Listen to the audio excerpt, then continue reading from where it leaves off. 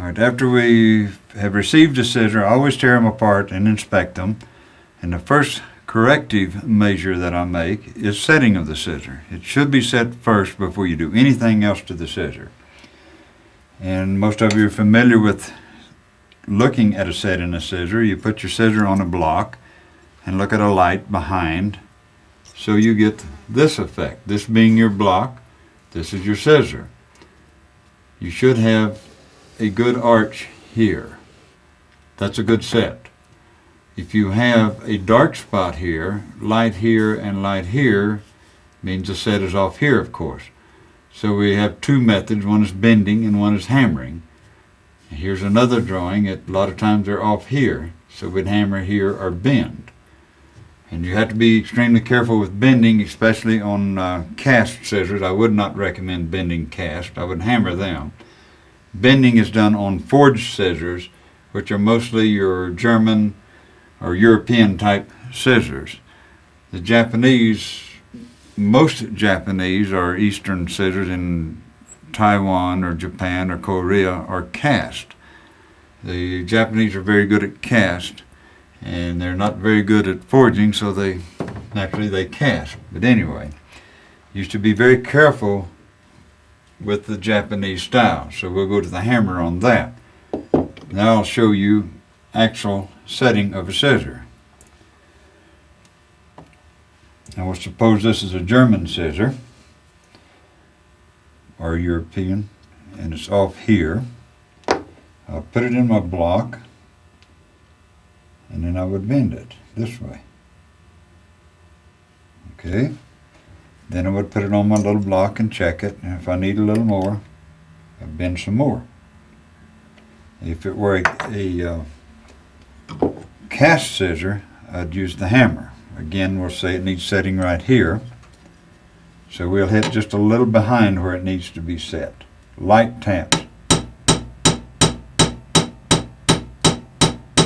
Moving the scissor forward back. Okay, again.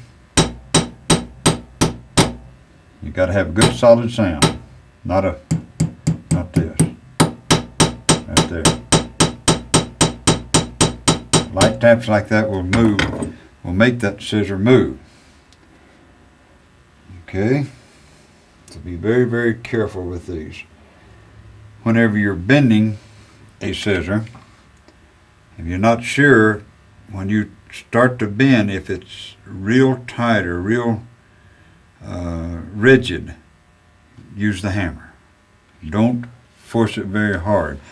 A forged scissor is fairly limber, like this one. You can see quite a bit of give. A cast would just be real stiff.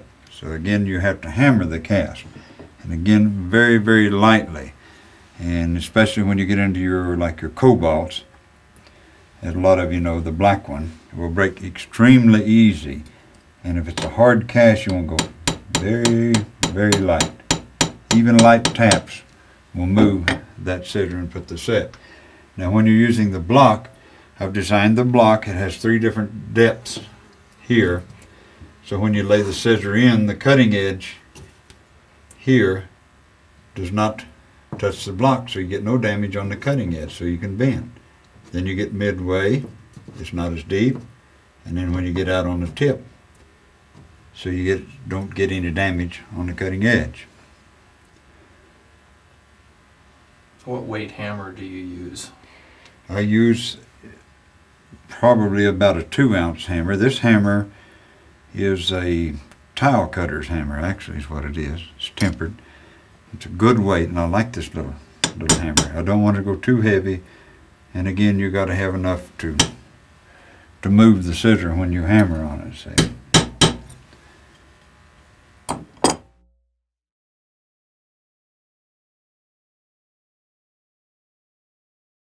A lot of sharpeners ask me, why should I learn to hollow grind a scissor?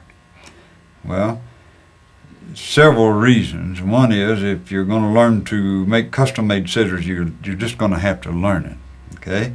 And it's a good corrective measure in eliminating previous problems from your work or somebody else's work.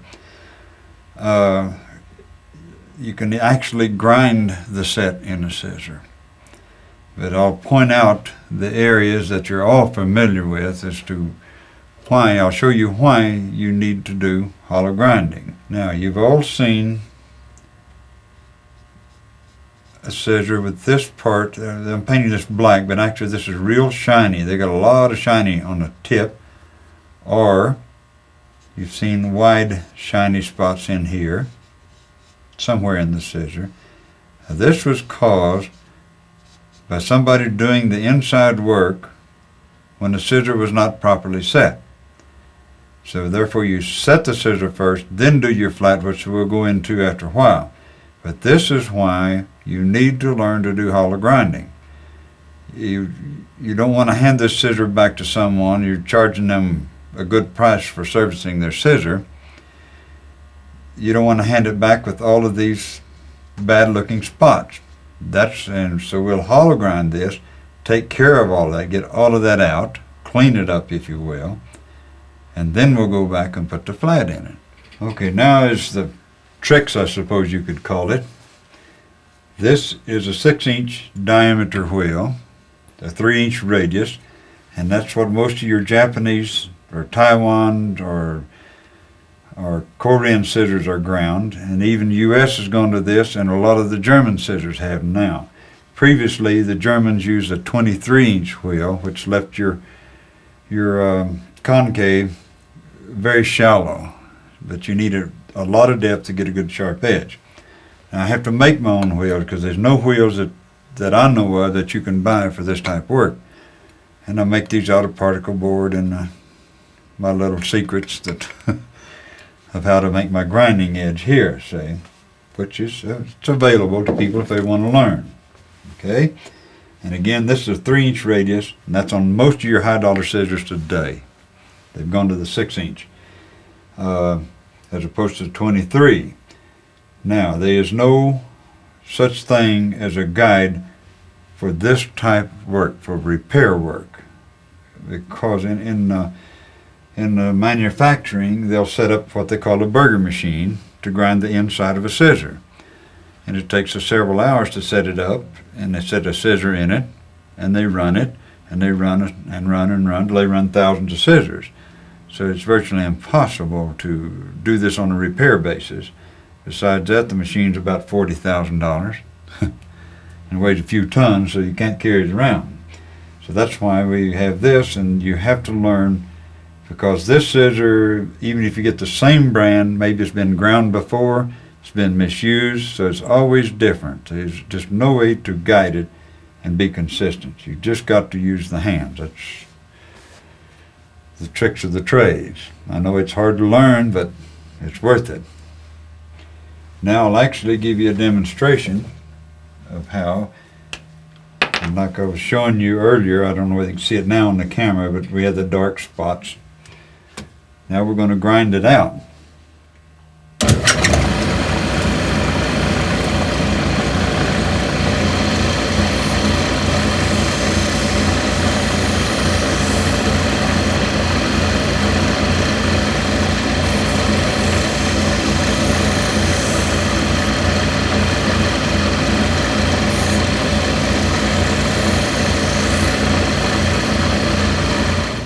Now when we've hollow ground a scissor, you want to check to see if it's right. You can watch the shadow. See the shadow in the scissor? Now if you had gotten off in an area here, that shadow would go, instead of going across, it would jump up and back down. It'll show you a hole, as we call it in the scissor. But there you can see a straight line reflecting in the scissor.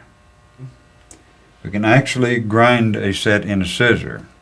Sometimes you'll get a scissor that's real brittle and it just won't move by hammering or bending. So we'll say the scissor needed setting right in this area. If you remember on the previous tape, that would mean this scissor is bent up here at this point. This is bent up and it won't bend back. So what I do is take this high point from the bottom side And we can put it on the wheel as the wheel's running, doing our hollow grinding, and we'll excess hollow grind in this one area until we get the set back in the scissor.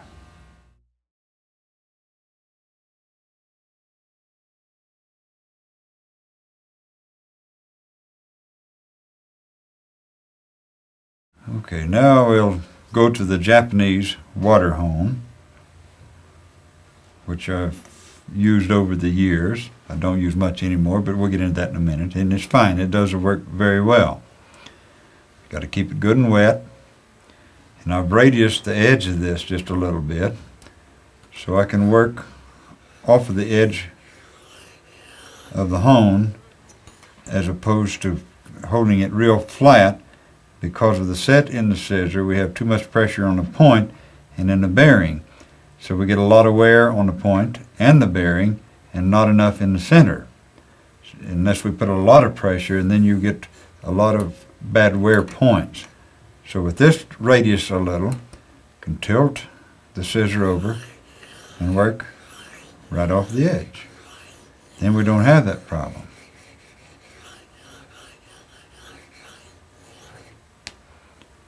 Then we get a nice line inside.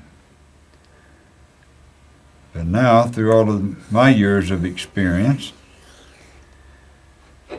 we have run into or learned of other products on the market that are very good for inside flat work. The next thing I ran into was the ceramic hone, which is very good. It's a very aggressive and it does a good job. We have, like the brown one is very aggressive. And it's for your preliminary to do your first part. Then you go into the white ceramic hone, which is much finer, to do more polishing. But now we have run into diamond. And there's a Crystallite company in California has been very, very helpful with us in making hones for us. They're now making me a diamond hone of different size abrasive on it. Microns, we'll use microns. We've got one coming that will probably be, we'll be down as low as maybe 3 microns, which is, as you know, is very, very fine. In fact, they can get down as fine as 1/4 micron, which would take you a long time to hone a scissor out. But anyway, we're going to experiment with different size diamond. It works very, very fast. It's very cool, never generates heat. It works extremely fast. And it's very cost effective because it just does not wear out. But we will keep you posted on that, or you can call and we'll keep you posted on what's developing.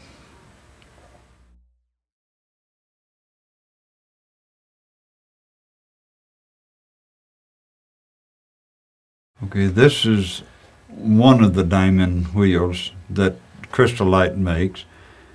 This is something that Jason Pentel has been working on for quite some time. The Crystallite people have been very, very good to work with us. So if you need to know any more about the diamonds, you can call myself or call Jason. He's the distributor for the diamond disc. This is my guide system that I have invented. It's very simple to use and very fast. Here we have our head and our stem and a spring loaded. The block has ball bearings in it. Little ball bearings, a series of ball bearings.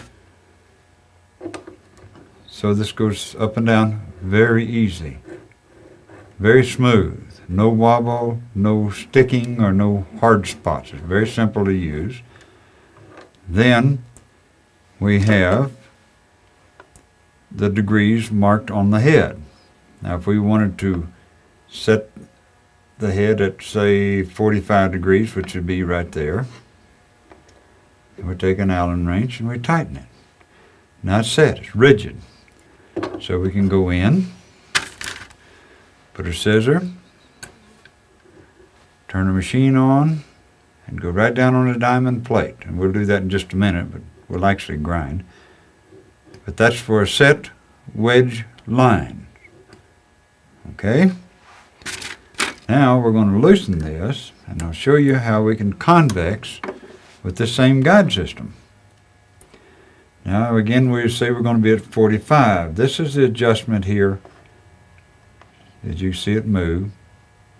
So I'm going to put the set screw down to 45 degrees, which is right here.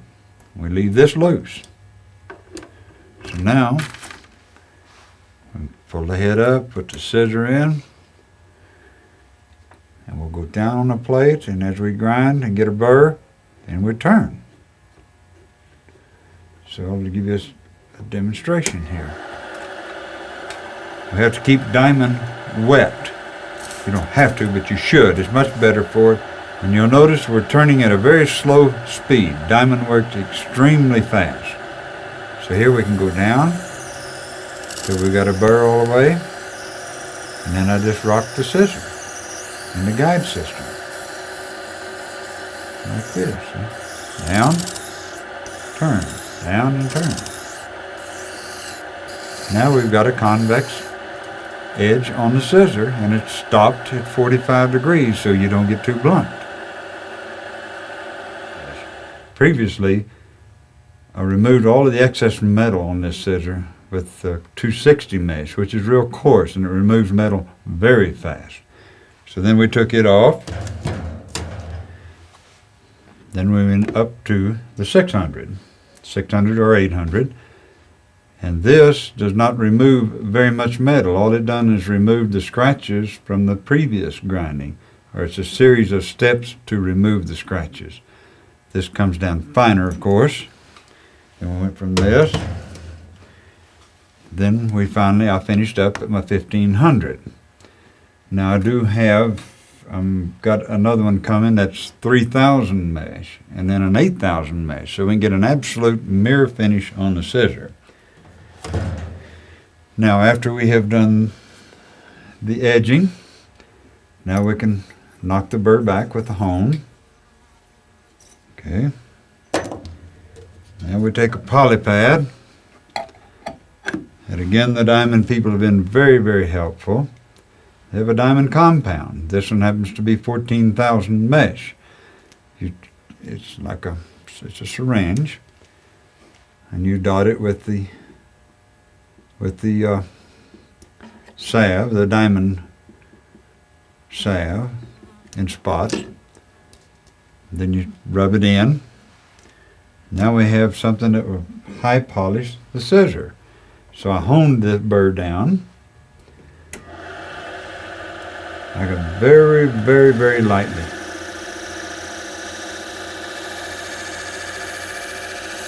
So it's high polish. I polished that right area. Now we switch directions. And we go back. Drop the scissor down. And turn. Now we're high polishing, getting all of the grind marks out, putting a mirror finish on this scissor. On a hard plate. You do not have to have the soft plate. Now we have a mirror finish.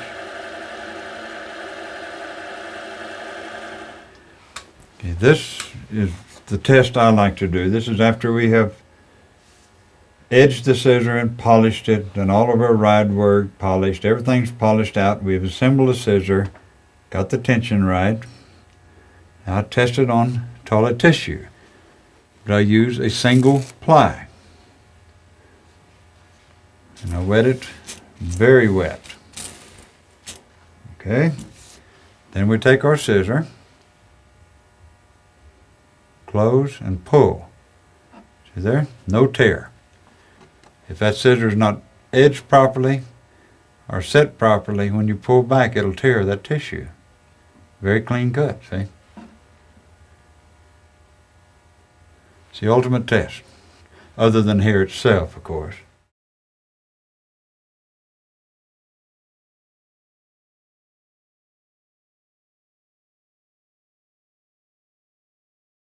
Okay, now we're going to go over a little review of what we have done previously. Of course, we get a scissor in. Naturally, we got to take it apart. We got to inspect it. So here we take it out, take the screw out. This is a special nylon screw. It's self-tapping. It's a screw that I have invented. Works very well in the scissor. Okay. Now then, we have inspected the scissor and decided what we wanted to do before. So again, we go through the steps. First thing we've done, if you remember, is we set the scissor. We put the bend, bow, or set, whatever you want to call it in the scissor, by hammering or by bending. Then we went over, if necessary, and ground the inside out. In this case, it doesn't need to be ground. Okay, and then we done our flat work, our honing, getting our flat all the way around on the inside, and getting our bearing.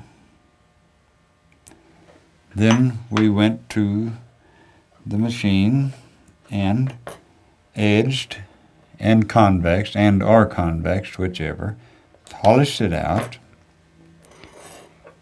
Then we had to assemble the scissor again. A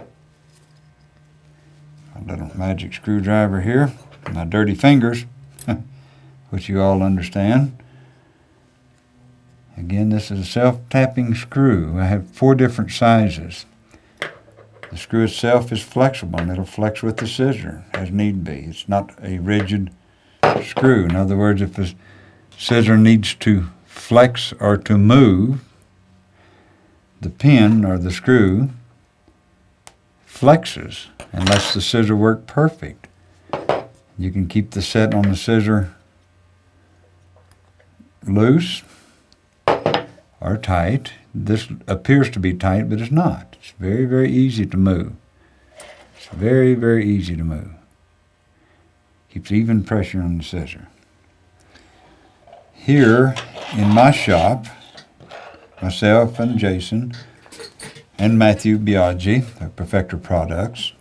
Matthew is kind enough to sell us scissors that are not finished. We buy them from him. I buy them from him. We have the 2 blades that we get and the screws, or the pins we call it, for a very low price. And this scissor has all of the machine done work on it at the plant. The burger machine is grounded out, and it is not set, it has not been assembled. It has been ground on the inside, it's been convex on the outside, all the holes have been drilled, it's been heat treated. Now it's ready for the handwork, assemble and hand work. So now, that's where I buy my scissor, and I can make 300% or more. It can be very lucrative. Now this scissor is machine done. It's not hand finished, and you can see the ride is off. It's very narrow here and very wide here. But with just a little handwork, we can turn it into this. See? Now we've got a nice, smooth, round bearing here.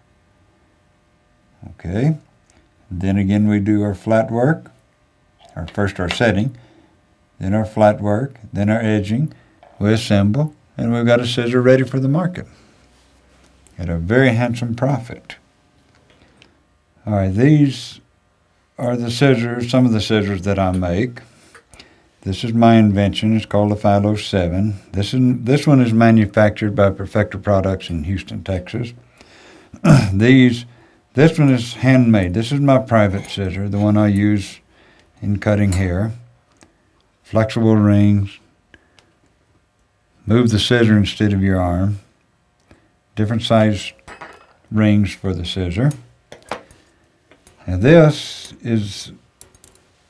scissors were like this when I started. This is what I get from Perfector. This is a scissor, like I say, on a scale from 1 to 10 is probably at 3. Now I've finished that scissor and created these scissors. Now from the plain scissor without any of this, we go to a plain scissor. You can take an investment here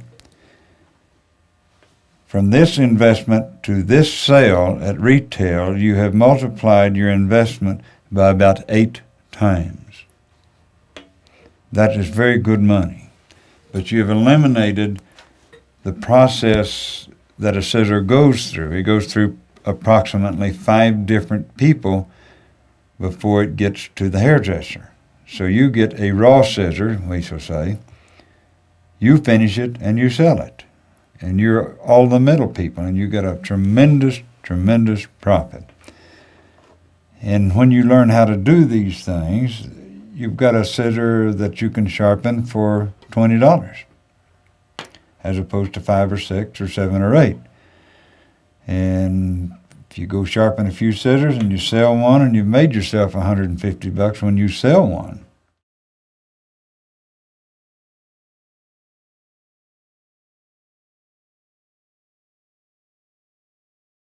And now we're going to show you our etching machine, or the etching machine I purchased from Jason Pentel of J&N Shears.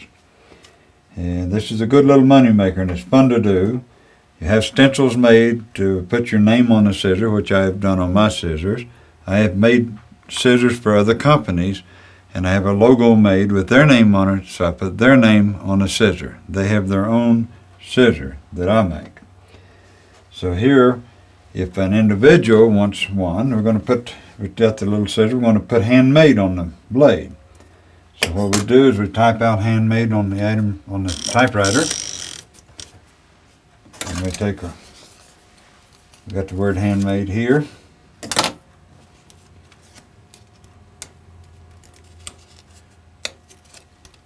Now, we put it across the blade of the scissor. Take our little ground bar here. To have the machine on, we have the positive, which is a little cotton pad with a chemical material on it. It's harmless, it will not hurt you. Now we press it against the stencil. We hold it for a few seconds. Take it off. And we clean it with another chemical to get it clean. And you can do this on scissors, you can do it on knives, golf clubs, whatever anybody wants to identify with. It's a good machine, it works, and it's very simple, works very, very fast.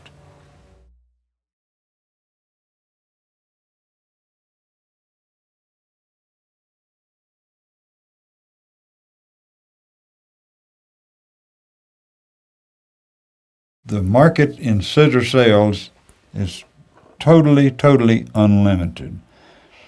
There's approximately 750,000 to 1 million hairdressers in the U.S. And according to government statistics, over 90% drop out of the industry within 2 years after they have finished their beauty school training. And only about a small percentage of the remaining people make a total career out of cutting hair. So you virtually have a market that cannot be saturated because you have a complete turnover of people continually. People, when they leave the industry, they don't sell their scissors. They take them home, they keep them. So you've got a market that you cannot saturate. So all of the training is available from Jason Pentel, myself, and products. We can get you any kind of product you need. So if you need or want further training, contact myself or Jason Pentel.